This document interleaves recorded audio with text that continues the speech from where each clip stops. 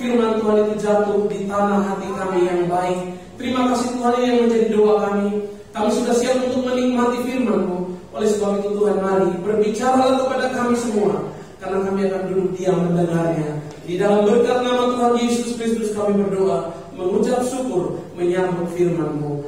Haleluya. Setiap kita yang percaya berkata amin. Tuhan Yesus memberkati. Silakan duduk Bapak Ibu yang kekasih dalam nama Tuhan Yesus Kristus. Minggu kedua di bulan Juni,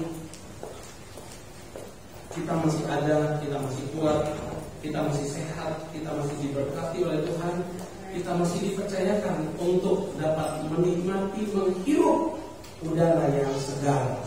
Bapak Ibu yang dikasihi, apa yang harus kita kerjakan selama kita hidup di dalam dunia ini sebagai orang-orang yang percaya kepada Tuhan Yesus Kristus? Apa yang harus kita kerjakan? Selain minggu lalu, Bapak Ibu yang terkasih, Bapak Ibu yang dicintai oleh Tuhan Yesus Kristus, selain minggu lalu Allah menetapkan kita sebagai seorang pelayan yang dekat di hati Tuhan, maka Bapak Ibu yang terkasih, pagi hari ini Allah menetapkan kita menjadi penyembah. Katakan amin. Penyembahan adalah bagian terpenting dari kehidupan orang percaya. Bahkan saudara yang dikasihi, penyembahan harus merupakan gaya hidup kita. Apapun yang kita kerjakan, kita harus lakukan dengan penuh penyembahan kepada Tuhan. Nah Bapak Ibu yang kekasih, Bapak Ibu yang dicintai oleh Tuhan Yesus Kristus, dalam gaya hidup kita, dalam gaya penyembahan kita, siapa yang kita sembah? Dalam keseharian kita, siapa yang kita sembah?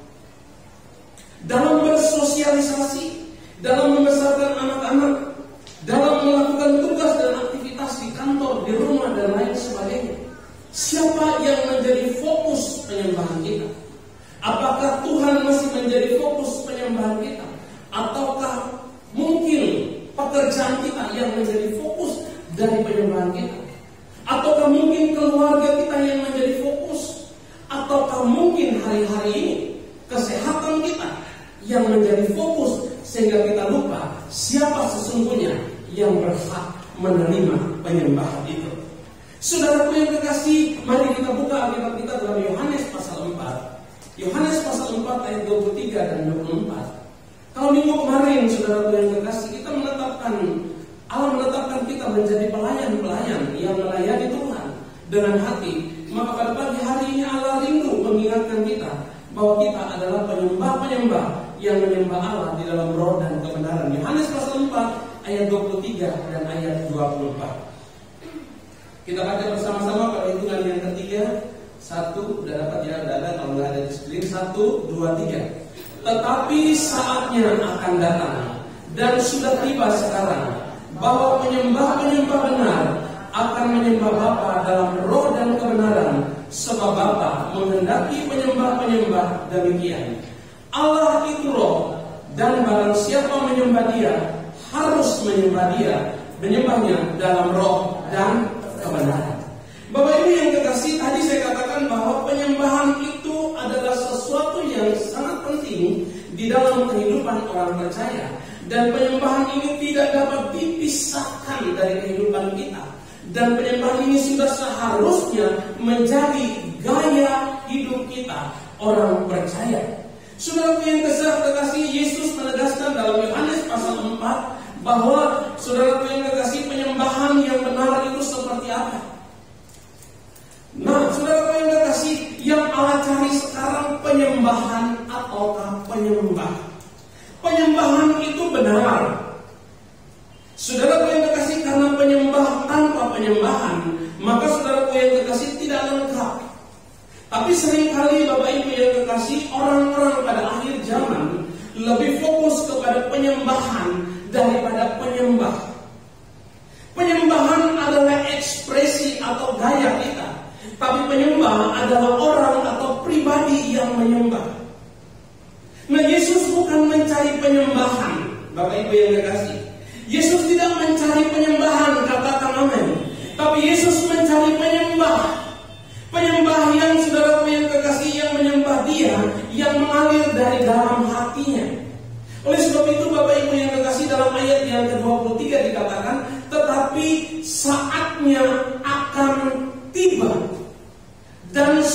tiba sekarang ini.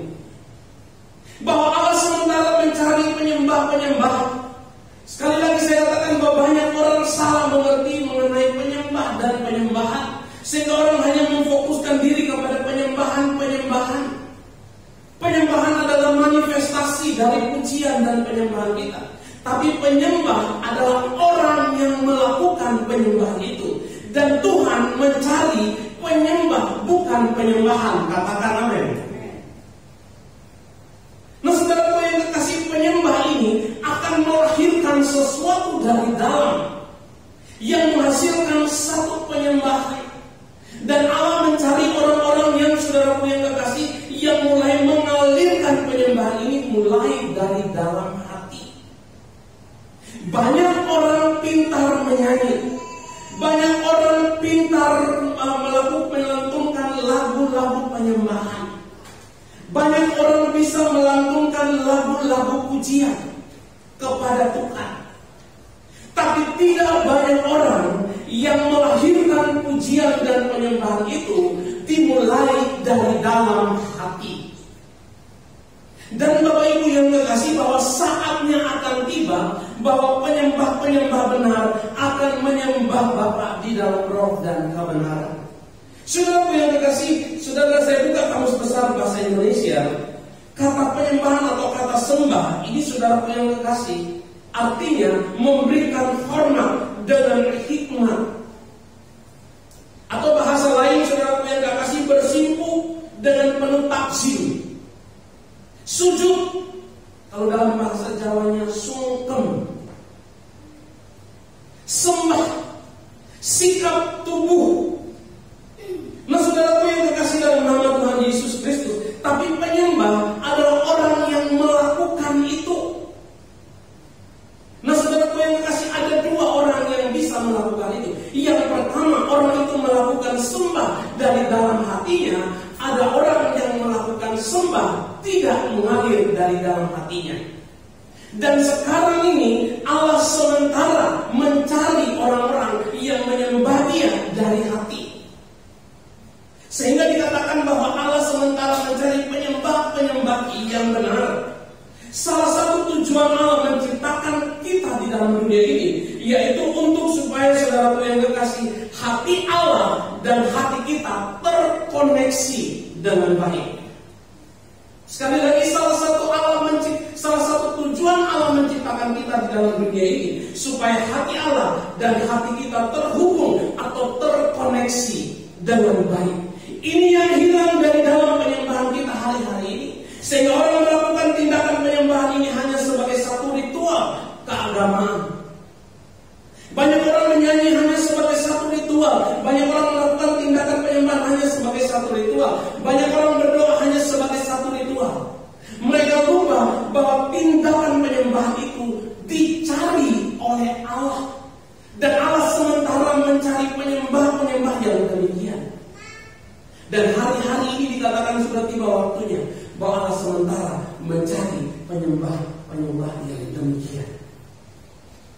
Saudara, pada waktu zaman dahulu kala, ketika gereja mula-mula, semenjak gereja lahir di loteng Yerusalem, saudara, Roh Kudus bekerja dengan luar biasa.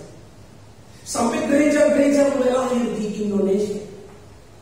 Ketika gereja-gereja awal mulai lahir dari Indonesia, gaya hidup penyembahan zaman itu menjadi, saudara yang kekasih, menjadi lambang. Sehingga Bapak Ibu yang kekasih, Bapak Ibu yang dicintai oleh Tuhan Yesus Kristus, ketika zaman dulu orang menyembah Tuhan, ketika orang beribadah, itu seperti gereja itu dibakar oleh api. Padahal Bapak Ibu yang kekasih, ini terjadi, saudara yang kekasih, di gereja di kampung halaman saya. Menurut kesaksian, saya belum lahir. Ketika ada orang menyembah, waktu itu gereja masih darurat. Ketika ada orang-orang yang menyembah Tuhan di dalam gereja itu seperti terbakar api.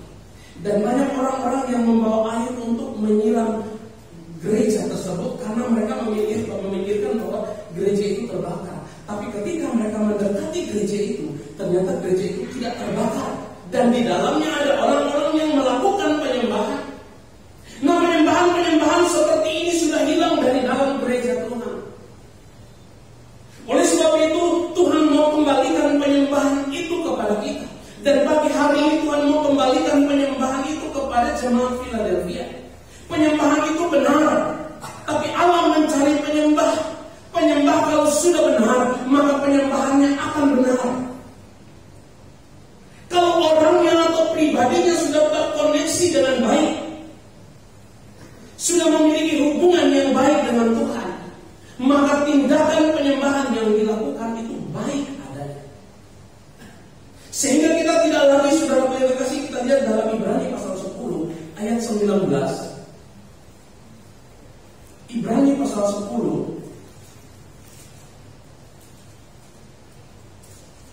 ayat 19.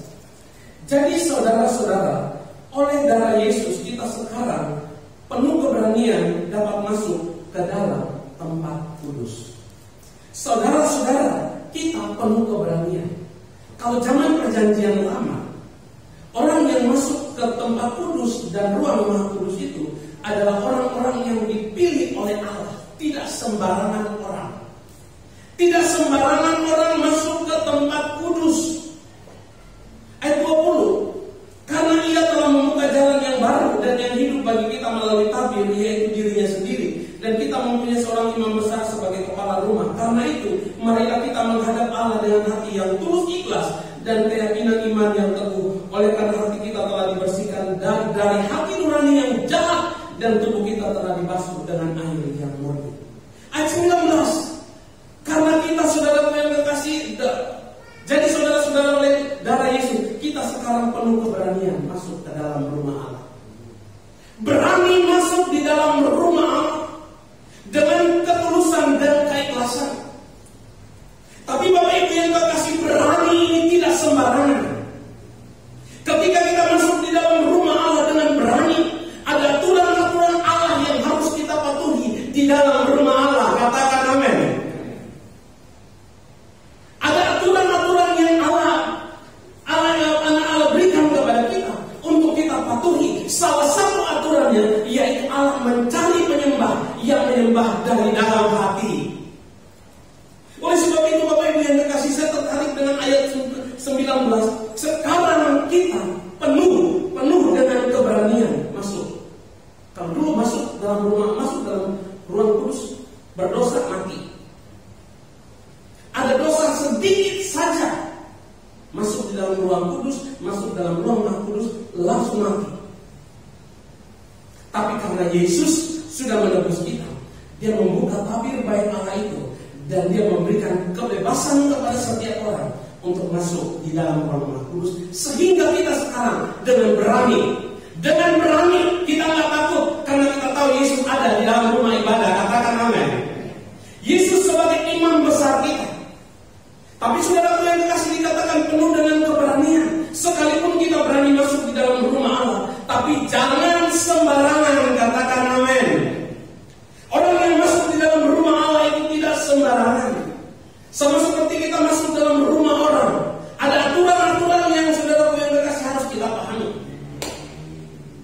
Misalnya kalau kita masuk, kita bertamu ke rumah orang, nggak mungkin kan tamu langsung datang ke dapur terus bikin makanan, bikin minuman sendirian. Itu namanya orang gak tahu etika. Atau tamu datang langsung masuk ke rumah, langsung buka lemari, ambil berlian, ambil emas. Itu namanya rampok. Ada etika di dalam rumah tersebut. Sekalipun saya berani masuk ke rumah Pak Al, sekalipun saya berani masuk ke rumah Ibu Yuni, sekalipun saya berani masuk ke rumah Ibu Lili, tapi ada etika yang harus saya lakukan. Di ruangan mana saya harus berada? Gak mungkin saya datang, saya masuk langsung ke kamar tidur. Gak mungkin.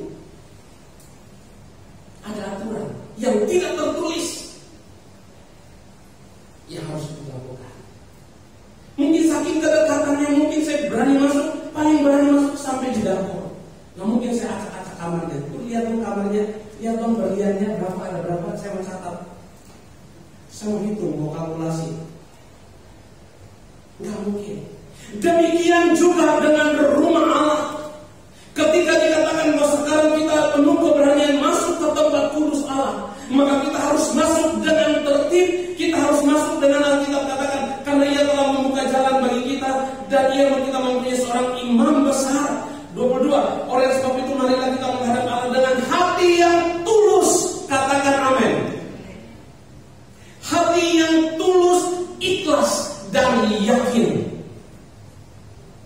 keyakinan iman yang teguh, karena hati kita telah dibersihkan dari hati nurani yang jahat, dan tubuh kita telah dibasuh dengan air yang murni. Sederhana. Sekalipun Bapak Ibu yang kekasih, kita sudah berani masuk, sekalipun kita sudah dikatakan dipilih oleh Allah menjadi penyembah-penyembah yang benar, tapi di sini saudaraku yang kekasih, dikatakan bahwa hati kita harus terkoneksi dengan hati Tuhan. Bagaimana hati kita terkoneksi dengan Tuhan? Ayat 22. Hati kita harus tulus, hati kita harus ikhlas, hati kita harus yakin dan teguh,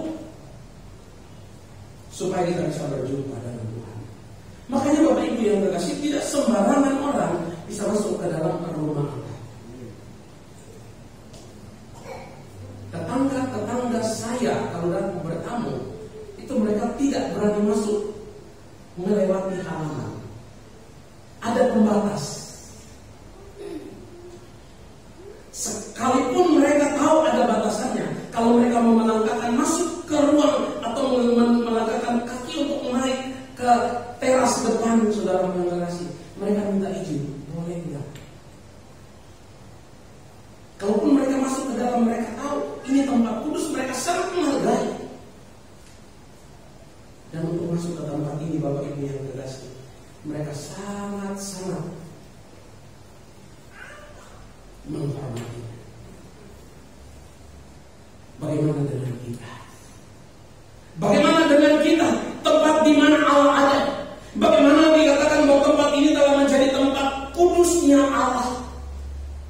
Kalau kemarin saudara yang kekasih kita ditetapkan Allah menjadi pelayan-pelayan yang memiliki hati, di manakah pelayan-pelayan itu ditetapkan? Dan bagaimana sikap hati dari para pelayan itu? Hari ini saudara yang kekasih, sikap hati para pelayan, yaitu para pelayan harus menjadi penyembah-penyembah yang benar. Katakan amin. Penyembah-penyembah yang benar harus memiliki hati yang tulus ikhlas, memiliki keyakinan iman yang teguh. Karena apa Bapak Ibu yang terkasih? Karena hati kita telah dibersihkan dari hati nurani yang jahat. Tidak ada lagi kejahatan di dalam rumah Allah. Katakan amin. Beri tepuk tangan bagi Tuhan kita. Kejahatan itu bukan merampok, membunuh dan lain sebagainya, tapi merampok ketika kita tidak lagi memiliki hati yang tulus ikhlas. Kita sudah kehilangan keyakinan terhadap Tuhan, dan kehadiran kita hanya untuk memenuhi ritual keagamaan. Oleh sebab itu Bapak Ibu yang terkasih dalam nama Tuhan Yesus Kristus, ayat 23 dari Ibrani pasal 10, marilah kita teguh berpegang pada pengakuan tentang pengharapan kita, sebab Ia yang menjanjikannya adalah setia. Apalagi aturan di dalam rumah Allah selain ketulusan, keikhlasan, keyakinan iman yang teguh. Ayat 24, marilah kita saling memperhatikan supaya kita saling mendorong dalam kasih dan dalam pekerjaan baik. Di dalam rumah Tuhan Bapak Ibu yang kekasih, kita katakan marilah ketika kita sudah dengan penuh keberanian masuk di dalam rumah Allah dengan tertib, dengan teratur, dengan tulus, dengan ikhlas, maka apa yang harus kita lakukan? Kita harus saling memperhatikan. Katakan amin. Jadi kalau ada jemaat yang sakit, harus memperhatikan. Jangan melanggar, itu tugas Bapak Ibadah. Itu tugas para pelayan. Bapak Ibu yang dicintai oleh Tuhan Yesus Kristus, mari sebagai jemaat Allah kita saling memperhatikan satu dengan yang lain. Supaya apa Bapak Ibu yang dikasih? Ketika kita saling memperhatikan, kita tahu orang itu lagi kesusahan, orang itu lagi dalam penderitaan, orang itu dalam sakit penyakit. Dan ketika kita memperhatikan satu dengan yang lain, Bapak Ibu yang dikasih, kita akan saling mendorong dalam kasih dan pengharapan. Kita akan mendorong dia. Kamu lagi lemah ya, harus kuat. Ketika kita melakukan satu tindakan kepada orang, Bapak Ibu yang dikasih, kita nggak sadar bahwa tindakan kita itu menyakiti orang lain. Dan seringkali orang lain itu tersakiti. Dan orang lain yang tersakiti ini, Bapak Ibu yang dikasihi, kadang-kadang tidak menyadari bahwa dia pun mungkin pernah menyakiti orang lain. Nah, oleh sebab itu Bapak Ibu yang kekasih, Alkitab katakan, marilah kita menghadap Allah dengan hati yang tulus. Karena hati kita telah bersih, hati kita telah murni, tidak ada lagi tuduhan. Hati yang bersih ini akan membuat kita untuk menjadi penyembah-penyembah yang benar, katakan amin. Hati kita yang murni, hati kita yang ikhlas akan membuat kita dapat terkoneksi dengan Allah. Karena hati yang benar, hati yang bersih, hati yang ikhlas saja yang bisa terkoneksi dengan surga. Yang memiliki koneksi, memiliki hubungan yang baik, yang dapat terkoneksi dengan baik, surga akan terkoneksi dengan baik. Signal surgawi akan dapat ditangkap dengan baik apabila kita memiliki hati yang tulus ikhlas. Berani saja untuk datang itu bukan jaminan bagi kita, tapi ketulusan dan keikhlasan itu merupakan syarat. Oleh sebab itu Bapak Ibu yang kekasih, Yohanes 4 ayat 23, tetapi saatnya akan datang, penyembah-penyembah benar akan menyembah Bapa dalam roh dan dalam kebenaran. Menyembah dalam roh. Saudara yang kekasih, Alkitab mencatat bahwa menyembah dalam roh. Bagaimana menyembah dalam roh? Menyembah dalam roh Bapak Ibu yang kekasih, karena Allah kita adalah roh. Karena Allah kita adalah roh, maka penyembahan kita harus dimulai dari dalam roh kita. Manusia terdiri dari 3 bagian: tubuh, jiwa, dan roh. Kalau Alkitab mencatat manusia terdiri dari 3 bagian juga, tapi roh yang nomor 1, jiwa nomor 2, tubuh nomor 3. Karena roh yang mengendalikan jiwa dan tubuh. Nah, oleh sebab itu roh kita harus terkoneksi dengan Tuhan. Tubuh ini yang kelihatan, yang bisa kita dandani, yang bisa kita rapikan, yang bisa kita permak. Tubuh ini bisa menipu saudara yang kekasih. Bayangkan saja sekarang, orang lahirnya hidungnya besar hidungnya mancung. Orang lahirnya dengan rahang yang besar, bisa dikecilin rahangnya. Tubuh yang kelihatan. Seringkali kita lebih memperhatikan tubuh yang kelihatan dengan merawat, memberikan pakaian yang bagus-bagus, mendandani tubuh kita. Kita lebih fokus kepada tubuh yang luar. Kadang-kadang kita takut cepat tua, sehingga kita melakukan berbagai daya upaya supaya kita tetap awet muda. Kita mendandani, kita fokus, kita mengeluarkan begitu banyak biaya untuk tubuh kita. Selain tubuh ada jiwa. Di dalam jiwa ada pikiran, perasaan, dan kehendak. Pikiran, perasaan, dan kehendak ini akan terganggu. Kadang-kadang mood, kadang-kadang enggak. Pikiran, perasaan, dan kehendak. Seringkali kita dikendalikan oleh pikiran, perasaan, dan kehendak. Jika pikiran kita negatif, jika perasaan kita negatif, maka kehendak kita juga akan negatif. Perasaan kita itu sangat dekat dengan roh, sehingga sulit sekali orang membedakan antara roh dan perasaan. Tempat roh berdiam dan perasaan kita itu beda tipis. Nah, bagaimana hidup kita dikendalikan? Hidup kita dikendalikan oleh perasaan, maka kita akan baper, terbawa perasaan. Perasaan akan mengendalikan pikiran kita, sehingga cenderung pikiran kita akan negatif karena perasaan kita sudah negatif, sehingga akan melahirkan kehendak atau kelakuan tindakan yang negatif. Oleh sebab itu perlu roh untuk mengendalikannya, dan roh ini sangat penurut. Roh ini sangat penurut. Jika roh ini dikasih makan yang bagus, ya dia makan. Roh ini ketika diberikan apa yang bagus, ya bagus. Bagaimana memberi makan roh? Salah satu cara memberi makan roh yaitu dengan tekun terhadap firman Tuhan. Katakan amin. Roh makanannya hanya firman Tuhan. Katakan amin. Kalau tubuh jasmani kita hanya makan makanan, kita menjaga tubuh jasmani kita dengan makan makanan yang sehat, maka roh kita juga perlu sehat.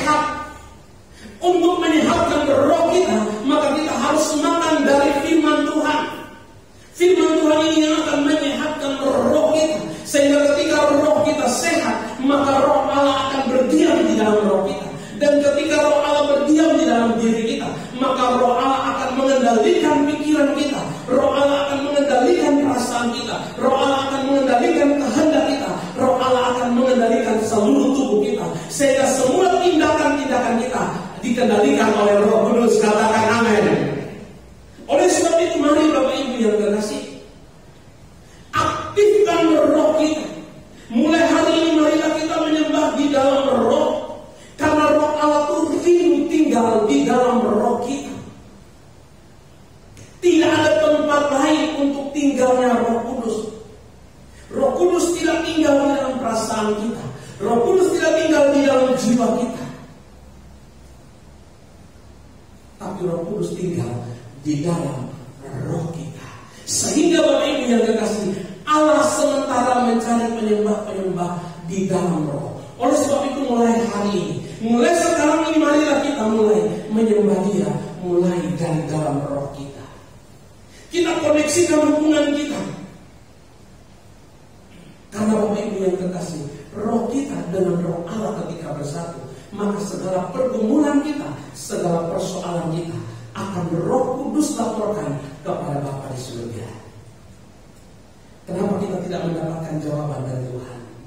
Karena roh kita tidak terkoneksi dengan baik ke surga.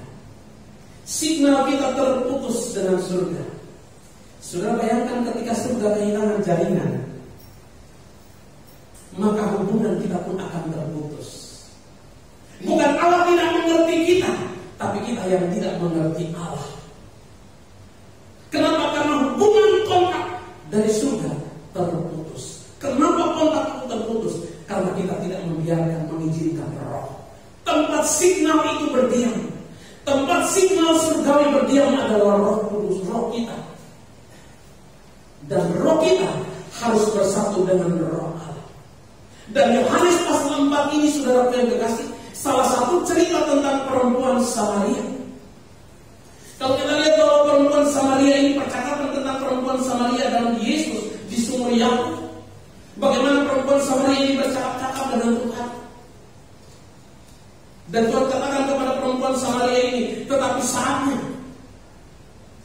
Dia bilang kepada perempuan Samaria, kamu menyembah apa yang kamu tidak kenal, ayat 22. Kamu menyembah apa yang tidak kamu kenal, kami menyembah apa yang kami kenal. Sebab keselamatan datang dari bangsa Yahudi. Tetapi saatnya akan datang. Kisah perempuan Samaria ini, Bapak Ibu yang terkasih, mengingatkan kepada kita bahwa penyembahan itu harus keluar dari hati yang mengasihi Tuhan. Beri tepuk tangan bagi Tuhan kita. Sampai hari ini, apakah penyembahan kita adalah penyembahan karena kita mengasihi Tuhan? Kalau kita mengasihi Tuhan, maka kita akan melakukan tindakan penyembahan yang terbaik. Kita melakukan itu karena kita mengasihi. Seperti kemarin saudara saya katakan bahwa orang tua melakukan pelayanan terhadap anaknya karena dia mengasihi anaknya. Demikian juga ketika kita melakukan penyembahan kepada Tuhan karena kita mengasihi Tuhan. Satu penyembahan yang keluar dari hati kita adalah penyembahan karena kita mengasihi Tuhan. Bukan lagi karena ritual. Bukan lagi karena pengaruh alat musik. Bukan lagi karena pengaruh pemimpin puji-pujian. Di manakah dan kapankah kita harus menyembah Tuhan? Menyembah Tuhan itu saudara yang kasih bukan hanya di dalam gedung gereja, tapi selepas ibadah pun kita harus tetap menyembah Tuhan. Katakan amin. Karena hidup kita, sekali lagi saya katakan di awal, penyembahan sudah harus menjadi gaya hidup kita orang percaya. Di kerjaan, di rumah, dalam bersosialisasi, dalam melakukan tindakan apapun juga, kita harus melakukan tindakan itu sebagai satu tindakan penyembahan kepada Tuhan. Kalau kita tahu apa yang kita lakukan itu menyakiti orang lain, apalagi Bapa di surga. Kadang-kala apa yang kita lakukan, tindakan-tindakan yang kita lakukan di luar dari kita sebagai penyembah. Bapak Ibu yang dicintai oleh Tuhan, Marilah mulai hari ini. Alkitab katakan, saudara yang kasih dari Ibrani pasal 10 tadi, marilah kita saling memperhatikan. Supaya apa? Ketika kita memperhatikan, ketika ada yang lemah, orang yang lemah itu dapat terdorong kembali untuk mengasihi Allah. Penyembah-penyembah yang benar adalah penyembah yang dimulai dari dalam roh. Penyembah yang bagaimana lagi Bapak Ibu yang kekasih? Dikatakan bahwa pada saat akan tiba saatnya bahwa penyembah-penyembah akan menyembah Allah dalam roh. Bukan saja dalam roh, tapi dalam kebenaran. Mungkin kita sudah bisa menyembah dalam roh, tapi kita tidak menyembah secara benar. Mungkin kita sudah menyembah di dalam roh, mungkin karena kita belajar secara otodidak. Kemarin-kemarinnya kita tidak tahu, yang pasti bahwa saya harus menyembah di dalam roh. Kita lupa bahwa dalam penyembahan dan dalam roh itu penyembahan itu harus benar. Penyembahan dalam kebenaran. Kebenaran yang bagaimana? Kebenaran di dalam Yesus Kristus. Kebenaran bahwa yang kita sembah itu adalah Yesus Kristus, Allah yang hidup. Karena melalui Yesus Kristus anaknya, kita berhak dan berani masuk ke ruang kudus. Menyembah dalam roh, menyembah dalam kebenaran. Kebenaran yang bagaimana? Kebenaran yang melewati atau seperti pola-pola yang ada di dalam Alkitab. Kalau hati kita benar, maka gaya penyembahan kita akan benar. Katakan amin. Kita gak disuruh angkat tangan pun pasti kita akan angkat tangan. Tidak tahukah kita bahwa penyembahan kita kadang-kadang kita seperti orang gila. Orang Kristen itu kadang-kadang dalam penyembah bisa tiba-tiba nangis. Nangis ini ada dua. Bisa baper karena terlalu banyak persoalan dalam dirinya, sehingga ketika dia mulai berdoa, dia mulai nangis. Tapi ada yang nangis karena rasa dia mengasihi Tuhan, rasa dia tidak layak, tapi Tuhan melayakkan dia. Orang Kristen, makanya pujian kadang-kadang girang-girang tepuk tangan, nari-nari. Kok tiba-tiba nangis berdoanya, geram-geram. Ada orang berdoa sampai teriak-teriak, kepenuhan roh. Oleh sebab itu mari kita kembali ke pola Allah, menyembah Dia di dalam roh dan menyembah di dalam kebenaran. Kebenaran yang bagaimana? Kebenaran yang sesuai dengan firman Tuhan. Menyembah di dalam kebenaran. Karena kita tahu kita memiliki hubungan antara penyembah dan yang disembah. Seringkali kita lupa, kita hanya menyembah, kita lupa siapa yang kita sembah. Kita harus tahu ini. Yang benar adalah kita menyembah kepada penyembah. Siapa yang kita sembah? Yang kita sembah adalah Tuhan Yesus Kristus. Kalau kita tahu yang kita sembah adalah Tuhan Yesus Kristus, maka kita akan kembali kepada pola. Kita akan menyembah di dalam roh dan kebenaran. Kita tidak akan terganggu dengan situasi dan kondisi. Ketika kita menyembah Tuhan, kita akan fokus. Kita akan tinggalkan semua kesibukan-kesibukan kita. Kurangkah waktu yang diberikan oleh Tuhan selama 1 kali 24 jam, sehingga waktu menyembah pun kita korupsi. Kurangkah 1 kali 24 jam Tuhan berikan kepada kita, sehingga waktu kita dekat dengan Tuhan kita korupsi waktu itu. Kita terganggu hidup kita ketika kita sementara memiliki hubungan dengan Tuhan. Kita terganggu dengan semua kesibukan-kesibukan kita. Kita terganggu dengan apa yang kita tinggalkan di rumah, persoalan kita, usaha kita, bisnis kita. Bayangkan Bapak Ibu yang terkasih, hubungan kita bisa terganggu dan kita lagi menempatkan hal-hal yang lain daripada Tuhan, daripada hubungan kita dengan yang kita sembah, yang adalah Tuhan. Di akhir zaman ini Bapak Ibu yang terkasih, kita akan diganggu konsentrasi kita ketika kita sementara melakukan hubungan penyembahan dan menyembah dalam roh dan kebenaran. Kita akan dituduh oleh iblis, engkau tidak layak menyembah Tuhan, engkau belum berdamai dengan si A, engkau belum berdamai dengan si B, engkau masih marah dengan si A, engkau masih marah dengan si B. Iblis akan menuduh kita. Atau ini bisnis ini belum dilakukan. Ini ada orang transfer sekian juta miliar. Pikiran kita terganggu. Masihkah kita mau korupsi waktu yang diberikan oleh Tuhan kepada kita hanya beberapa saat? Saudara yang terkasih, kalau Tuhan mengambil seluruh waktunya dari kehidupan kita, kalau Tuhan tidak mengizinkan lagi dan Dia mengambil seluruh apa yang ada pada kita, maka kita tidak akan berdaya. Dengan mudah Tuhan bisa mengambil segala sesuatu, bahkan nafas hidup pun. Kalau Tuhan mau ambil.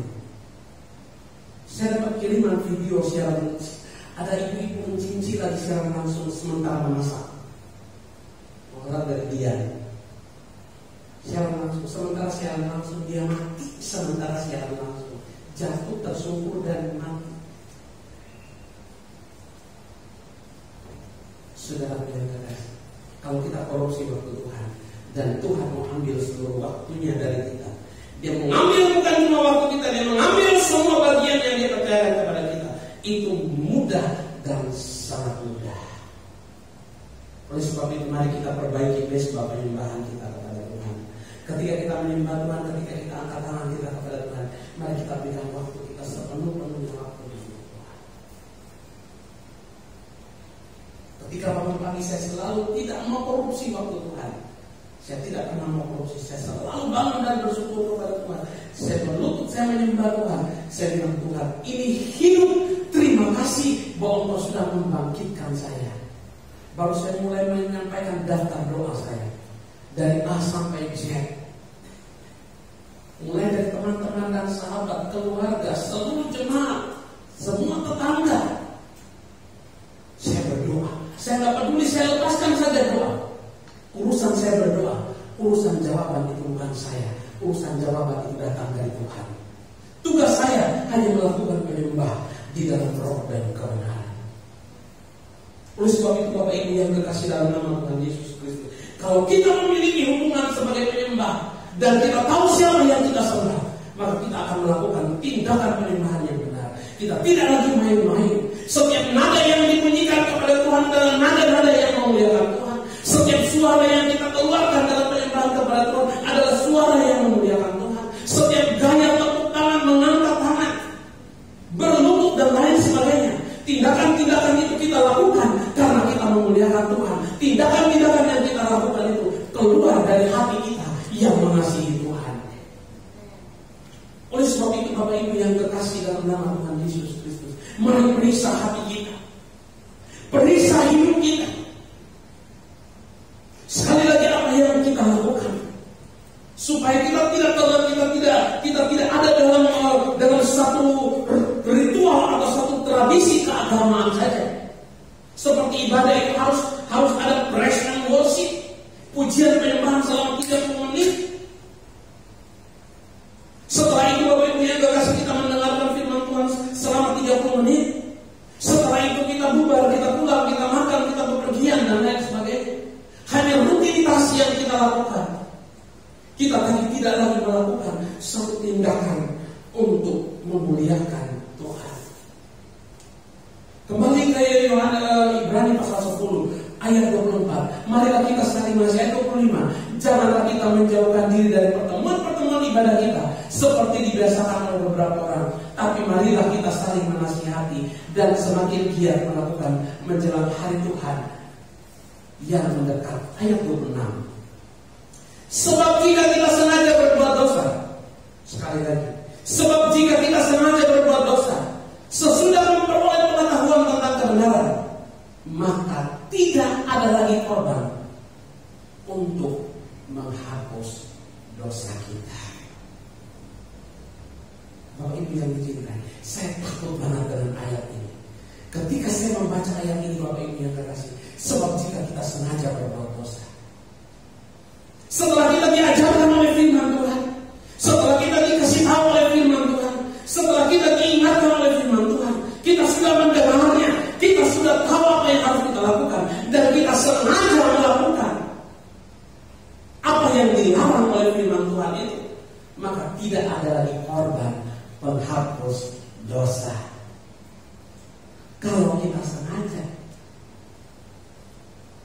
Kalau Ibu saya takut banget dengan ayat ini. Saya sudah mendengar, saya sudah membaca firman Tuhan, bahkan saya sudah ngomong firman Tuhan, terus saya sengaja lagi. Seperti anak-anak kalau orang tuanya marah, dia malah sengaja bikin orang tua tambah kesel. Tidak ada lagi penghapus dosa. Oleh sebab itu Bapak Ibu yang dicintai oleh Tuhan, mari kita jangan sengaja lagi berbuat dosa. Mungkin kalaupun kita lakukan tanpa sadar, kita bukan sengaja. Mungkin kita lalai, kita kilaf.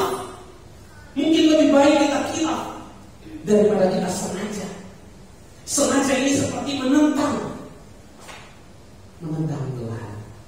Dan sudah tahu, ketika kita menentang Tuhan, Raja di atas segala raja, Tuhan penuntun hidup kita, Tuhan pengendali hidup kita. Sekali lagi saya katakan, Tuhan mau ambil kita kapan saja itu gampang, terlalu gampang. Kalau dia sudah tidak percaya lagi kita ada dalam dunia ini, maka dia ambil. Kalaupun dia ambil, terserah dia ambil, taruh di neraka atau di surga, tergantung apa yang kita lakukan di dalam dunia ini. Bagus kalau dia ambil dan ditempatkan di sebelah kanan, karena ada jaminan ditempatkan di sebelah kanan Allah Bapa, tempat terhormat. Sebelah kanan Allah Bapa itu tempat terhormat. Tapi kalau dia ambil kita, dia lemparkan ke tempat yang penuh dengan ratapan dan kertakan gigi. Di sana terdapat penghukuman, api dan belerang menjadi makanan kita setiap hari. Oleh sebab itu Bapak Ibu yang kekasih, ketika tindakan penyembahan kita benar di hadapan Tuhan, sesuai dengan Yohanes pasal 4 ayat 23 dan 24, kita akan bertumbuh seperti pribadi Yesus. Katakan amin. Kita akan bertumbuh seperti pribadi Yesus. Kita akan hidup bersama-sama dengan Yesus. Karena kita tahu apa yang kita lakukan itu benar-benar kita lakukan dari kedalaman hati kita. Oleh sebab itu jemaat Philadelphia yang dicintai oleh Tuhan Yesus Kristus, marilah mulai hari ini ambil tindakan penyembahan yang benar. Bukan saja di dalam gereja, tapi di dalam kehidupan setiap hari. Waktu-waktu berdoa, waktu-waktu kita baca Alkitab, waktu-waktu kita merenungkan firman Tuhan, jangan pernah dihapus dari dalam memori kita.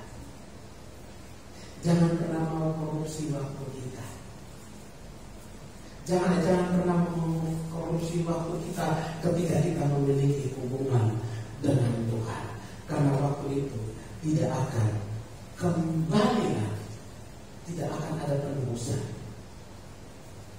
Bapak Ibu yang dicintai oleh Tuhan Yesus Kristus, sebagai jemaat yang dicintai oleh Tuhan dan jemaat yang sangat saya kasihi, makanya saya mau jemaat Philadelphia itu bertumbuh. Makanya sekalipun firman itu keras, saya harus lakukan. Saya tidak pernah bisa menahan apa yang Tuhan mau saya sampaikan kepada jemaat Philadelphia. Kalau keinginan saya saja menyampaikan firman Tuhan, keinginan saya jujur, keinginan saya secara pribadi, saya mau menyampaikan firman-firman tentang berkat, dilimpahi dengan berkat, dilimpahi dengan anugerah. Tapi seringkali saya tidak bisa menahan apa yang Tuhan suruh saya sampaikan kepada sedang jemaat. Kadang saudara yang terkasih, khotbah yang saya siapkan apa, tapi yang keluar dari mulut saya apa. Tapi tetap saya harus tunduk kepada otoritas Allah. Saya harus tunduk kepada perintah Allah untuk apapun dia mau. Kadang-kadang saudara yang kasih pikiran saya dan hati saya, ketika saya berpikir untuk menyampaikan sesuatu kepada jemaat, tapi hati di dalam roh saya berkata apa, maka saya lebih memilih untuk berkata dari hati saya daripada berkata dari pikiran saya. Ketika saya berbicara dari hati saya, maka saya percaya firman Tuhan itu juga akan sampai ke hati seluruh sidang jemaat. Oleh sebab itu saya tidak pernah takut untuk berkata-kata. Sebagai hamba Tuhan, saya harus berkata jujur. Saya tidak mau menyampaikan firman Tuhan itu karena keinginan saya atau karena pikiran saya. Karena kalau pikiran saya, saudara berkasih, maka ketika saya senang maka saya akan berkhotbah secara senang. Ketika saya susah maka saya akan berkhotbah secara susah. Saya akan berkhotbah setiap waktu. Saya akan menyampaikan apa yang menjadi isi hati Tuhan. Saya akan tempatkan roh Allah di dalam roh saya, sehingga ketika saya berbicara dari roh saya. Dan saya memiliki kontak dan hubungan. Signal saya tidak terputus dengan Tuhan. Doa saya Bapak Ibu yang kekasih, supaya signal saya, hubungan saya dengan Tuhan itu tidak pernah terputus. Ada pernah satu sidang jemaat yang datang kepada saya. Dia bilang kepada saya, Pak Pendeta, sudah beberapa waktu ini, sudah beberapa tahun ini, sepertinya Tuhan sudah tidak berbicara lagi kepada saya. Seperti hubungan saya dengan Tuhan itu seperti Tuhan membelakangi saya. Sudah tidak lagi ada komunikasi antara saya dengan Tuhan. Dia katakan seperti itu. Seringkali saya berbicara dengan Tuhan, tapi Tuhan tidak pernah berbicara kepada saya. Saya bilang, mau tahu kenapa Tuhan berdiam diri dengan kamu? Karena Tuhan sudah sangat lelah melihat keberadaan kamu. Satu-satunya jalan untuk supaya Tuhan kembali mau berbicara denganmu, bertobat. Lakukan lagi apa yang semula engkau lakukan ketika Tuhan berbicara kepadamu. Ketika Tuhan memberkatimu. Ketika Tuhan membuka tingkap-tingkap langit dan mencurahkan berkat itu. Lihat itu dan lakukan kembali di titik itu. Bagaimana rasa cintamu kepada Tuhan. Dan ketika rasa cintamu kepada Tuhan, maka Tuhan berbicara kepadamu.